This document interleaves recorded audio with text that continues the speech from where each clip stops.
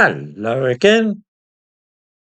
If you build a place of worship for a certain religion, cult, or sect, then members of that group will come to worship there, and before long they will move into the area, changing its demography.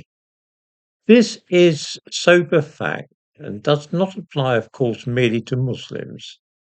In Rectory Lane in the town of Loughton on the edge of London, to give an example from Christianity, a small Anglican church called St Nicholas was costing too much for the Church of England to maintain, so they handed it over to the Romanian Orthodox Church.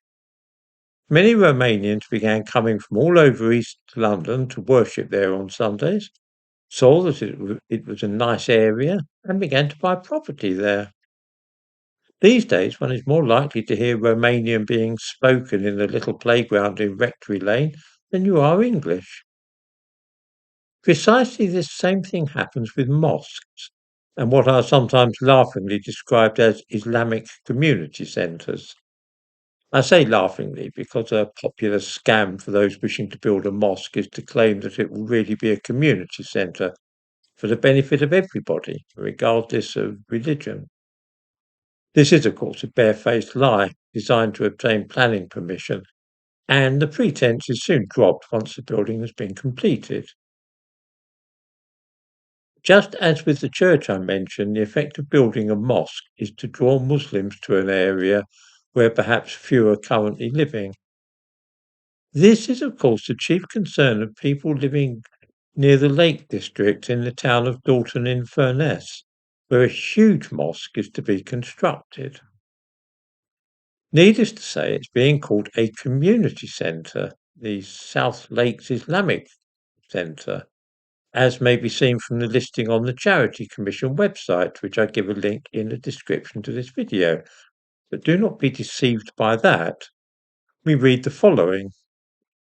To promote any charitable purpose for the benefit of the communities in South Lakes, Cumbria, and United Kingdom in general, for the following purposes: to establish or to secure the establishment of a community centre, to maintain it and to manage, to cooperate with any local statutory authority in maintenance and management of such a centre.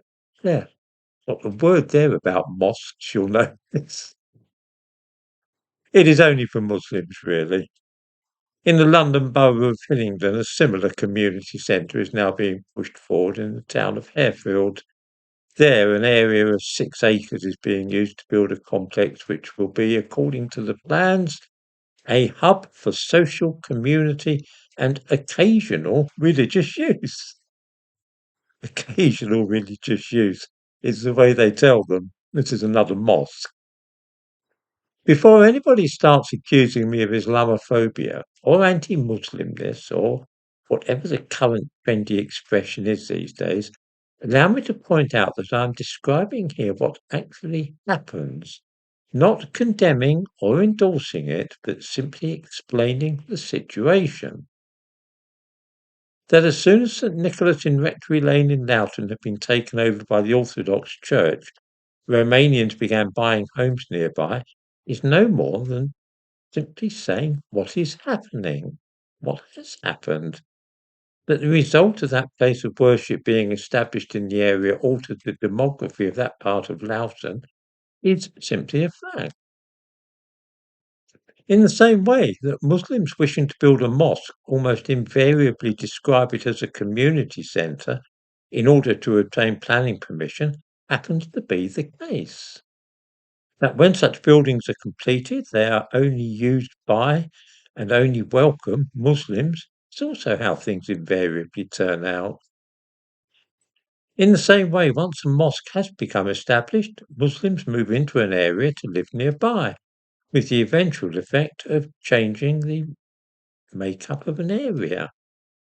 Now, you can view this as a good thing, or be indifferent to it, or regard it with fury, but this does not alter the fact that this is what happens.